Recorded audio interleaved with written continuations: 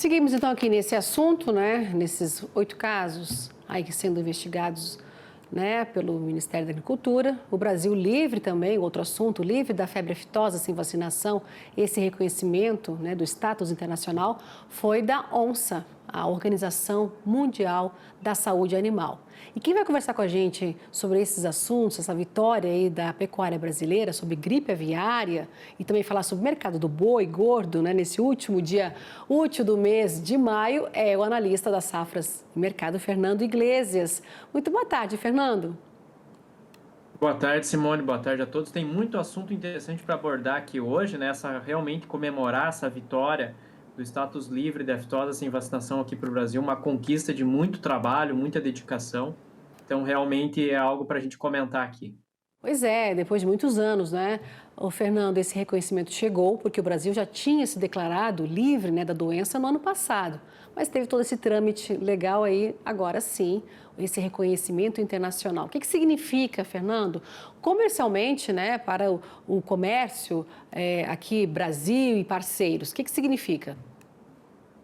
Bom, esse é um selo de qualidade adicional para a carne bovina brasileira. Ela já era uma proteína de altíssima qualidade, já responde por 34% de toda a carne bovina que é exportada no mundo e ganha mais um selo de qualidade com esse status livre de aftosa do rebanho brasileiro. Então, isso vai permitir que o Brasil acesse mercados que hoje o Brasil não participa.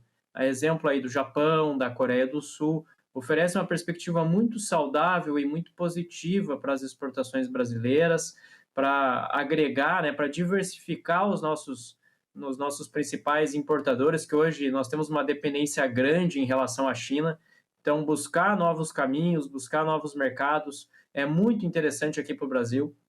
Lembrando aqui que o Japão é um mercado que esse ano deve importar, de acordo com dados do USDA, do Departamento de Agricultura lá dos Estados Unidos, em torno de 730 mil toneladas de carne bovina.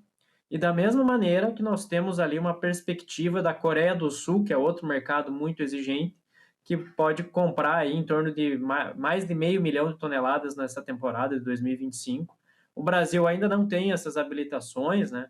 Trabalha para conseguir essa abertura, principalmente em relação ao Japão, e esse é mais um passo, esse é mais um degrau que o Brasil subiu para conseguir essa sonhada abertura com mercados que o Brasil já negocia há muitos e muitos anos. Pois é, é mais um passo que o Brasil dá nessa conquista aí, né? Esse selo, né, de qualidade. Você citou, eu acabei de dar uma notícia que está no nosso site do Brasil abrindo mais mercados. Coreia do Sul, Japão estão lá, assim como Camarões, Bahamas, mercados também importantes, né? O Japão e aí a Coreia do Sul, você falando, a gente sabe, né, que o Brasil busca há muitos anos vender a carne, a proteína animal, a bovina, né, para o Japão.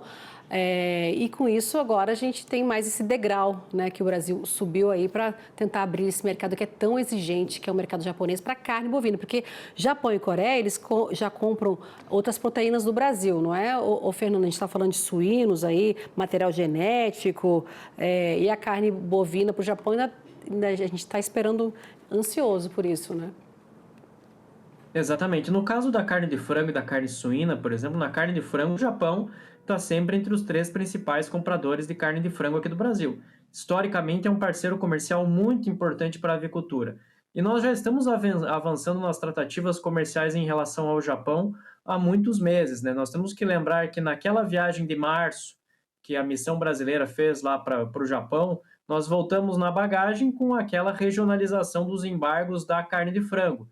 Veja, nós já vivemos um cenário complicado por conta da influenza aviária de alta patogenicidade ali no município de Montenegro, com vários fechamentos de mercados importantes, exemplo da China, África do Sul, União Europeia, Filipinas, né? São países importantes que se ausentaram das compras de carne de frango aqui do Brasil. Agora, se esse acordo não tivesse sido firmado, o cenário para a exportação de carne de frango seria ainda mais complicado.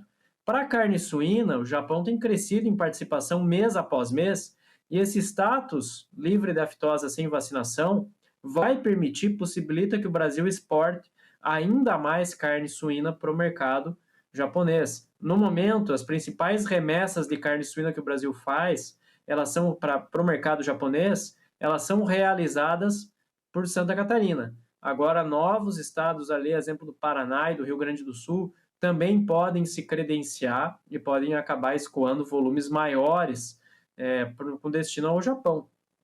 Então, isso abre o leque de possibilidades também para a carne suína. Para a carne bovina, ainda tem uma burocracia a ser respeitada, a ser preenchida, tem uma série de outras etapas que precisam ser cumpridas para que o Brasil, de fato, consiga exportar a carne para o mercado japonês. Esse realmente seria a cereja do bolo quando nós olhamos para as exportações. É o principal mercado global que o Brasil não acessa hoje, é o segundo maior importador de carne depois da China.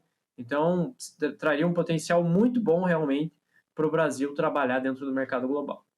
Fernando, para complementar aqui esse assunto ainda desse status internacional que o Brasil adquiriu, livre da febre aftosa sem vacinação, agora, depois do país ter cumprido todas as exigências, não é? Atenção agora para a fronteira, para manter esse status, não é? E já queria emendar em relação à febre, saímos da febre aftosa, depois que você me responder essa atenção na fronteira, mas para abarcar já a gripe aviária, porque em relação às exportações, eu estava conversando ontem com a BPA e eles me falaram assim, ó, nesse primeiro momento, nesse mês agora, nessa segunda metade aí de maio, desde do dia 16, onde foi anunciado esse primeiro caso aí lá em Montenegro, no Rio Grande do Sul, menos de 2% no impacto das exportações.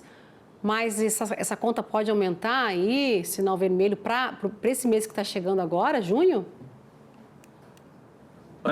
Falando um pouquinho, só corrigindo uma informação, tá? O segundo maior importador de carne bovina do mundo não é o Japão, é os Estados Unidos, tá? O Japão é o terceiro, mas de qualquer forma seria um mercado aí muito importante. E sim, a área de fronteira do Brasil, pela extensão que nós temos, ela é um desafio. As defesas agropecuárias Brasil afora, os próprios pecuaristas, frigoríficos vão ter que trabalhar muito para que, de fato, o Brasil consiga manter esse seu status livre de aftosa sem vacinação por longos períodos e continuar acessando os mercados mais exigentes ao redor do mundo.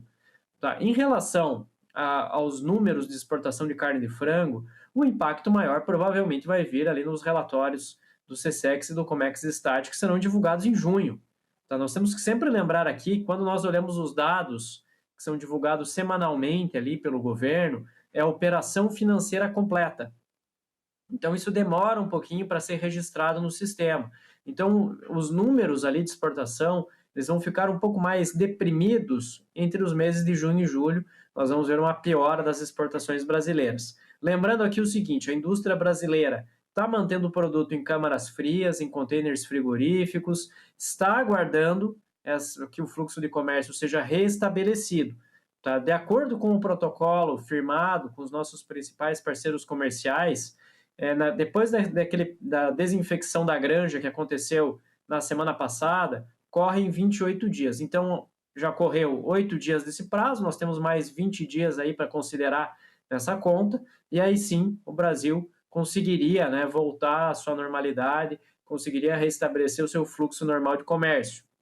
O grande problema é se esse prazo de embargo começar a se estender por outros motivos, supondo, por exemplo, que surja um novo caso de influenza aviária em granja comercial. Isso retardaria a retomada do Brasil nas compras, tá? Lembrando que agora as investigações que estão sendo conduzidas pelo MAPA, nenhuma delas envolve aves comerciais. E apenas aves comerciais, apenas animais de granjas, que elas mudam o status. Casos em aves selvagens ou em aves de fundo de quintal, não alteram em nada o status sanitário brasileiro, mantém o Brasil aí livre de maiores consequências. Então, nós precisamos acompanhar com proximidade todas essas questões inerentes à influenza aviária e os seus próximos desdobramentos no mercado brasileiro. O Brasil segue aí, né, nesse vazio sanitário, né, se não ocorrer nada, espera essa expectativa dessa volta gradual das exportações. Mas são 8 casos em análise, né, pelo mapa, não é, ô Iglesias? Mas tem uma granja comercial lá em Antagorda, no Rio Grande do Sul, que tem essa suspeita para investigação. Quando a gente fala de gripe aviária, a gente está falando não dela, não tem resultado ainda, mas está falando dessa síndrome respiratória, né, das aves. Pode ser qualquer coisa. Mas, como a gente está muito falando, né, em relação ao que ocorreu lá em Montenegro, no Rio Grande do Sul, toda essa expectativa que não seja, então, gripe aviária, logicamente, né, nessa granja comercial de Antagorda. Mas tem essa expectativa do mercado em relação a esse resultado, Fernando? Olha, a expectativa que se tem é que realmente seja negativo, que seja apenas uma suspeita e que o caso seja descartado. Mas, de qualquer forma, precisa muito desse acompanhamento muito próximo. As medidas do ponto de vista da biosseguridade, elas são bastante assertivas. Nós temos uma condução muito correta pelas autoridades brasileiras quando nós observamos, né, como o caso está sendo tratado. O Brasil conduz com muita seriedade, com muita transparência, acompanhando com muita proximidade, fazendo investigações rotineiras. Então, isso é a chave para o Brasil conseguir restabelecer prontamente o seu fluxo normal de comércio. Tem outros pontos que levam a crer que o Brasil vai conseguir regionalizar esses embargos em relação aos seus principais parceiros comerciais. O primeiro aspecto que a gente tem que mencionar é que os preços internacionais da carne de frango tendem a subir com a ausência do Brasil no mercado. Querendo ou não, o Brasil tem uma fatia muito representativa das exportações hoje. Então, isso vai fazer a diferença e joga a favor do Brasil também. Até para preservar as políticas de segurança alimentar de várias populações ao redor do mundo. Então, a carne de frango brasileira, ela tem uma importância nas políticas de segurança alimentar de outros países. Então, isso vai fazer diferença também quando nós observamos, né, esse processo de restabelecer a corrente normal de comércio. Então, isso também joga a favor do Brasil para conseguir essa regionalização dos embargos. E essa é uma medida importantíssima, não só para a carne de frango, como também seria para a carne bovina, carne suína. A carne bovina, em momentos anteriores, também viveu períodos de dificuldade causados justamente por embargos ali, né, por parte da China em relação a produto brasileiro. Então, isso é uma necessidade para o setor carnes aqui do Brasil, mudar os acordos, firmar novos protocolos sanitários que vislumbrem aí o fechamento em nível regional, a regionalização dos embargos e não fechar o território nacional inteiro para exportação. Tá certo, você falou que eram muitos assuntos mesmo. Para a gente finalizar aqui, vamos falar do mercado do boi gordo, como é que está se comportando nessa última sexta-feira útil do mês de maio. E também queria saber de você, Fernando, tem aumentado a oferta de carne de frango e ovos no mercado e está derrubando o preço pago, né, os preços aí pagos ao produtor? Nós já estamos observando quedas do preço do frango vivo, principalmente em São Paulo, nas últimas semanas. Os preços caíram de uma maneira até contundente, da mesma forma que se percebe retração de preços de vários cortes da carne de frango no atacado, quando nós observamos São Paulo. São Paulo é sempre uma região muito importante para você monitorar preço, porque é o principal centro consumidor do país. Quando nós olhamos para o mercado interno, São Paulo tem uma força de demanda superior aos outros estados da federação. Então, nós sempre acompanhamos os dados do atacado em São Paulo e, de fato, há queda de preços da carne de frango no mercado atacadista e também há queda de preços do frango vivo. Então, precisa ficar muito atento com relação a isso. Tá? Já tem um sintoma de maior disponibilidade de produto no nosso mercado interno. Então, isso é muito importante, é muito relevante que nós a gente tem que seguir acompanhando isso com muita proximidade. Tá certo, Fernando, muito obrigada pela análise. Hoje ela foi grande, né, aqui com a gente no nosso jornal, mas muito obrigada por ela, né, por essa análise aqui semanalmente com a gente. Já te dedico um excelente final de semana, né, mas antes disso, curti aí o finalzinho de sexta-feira e a gente se reencontra na semana que vem, Fernando. Um ótimo final de semana a toda a nossa audiência aqui no AgroMais, para você também, Simone. Até uma próxima semana. Um grande abraço a todos. Tchau, tchau e até lá.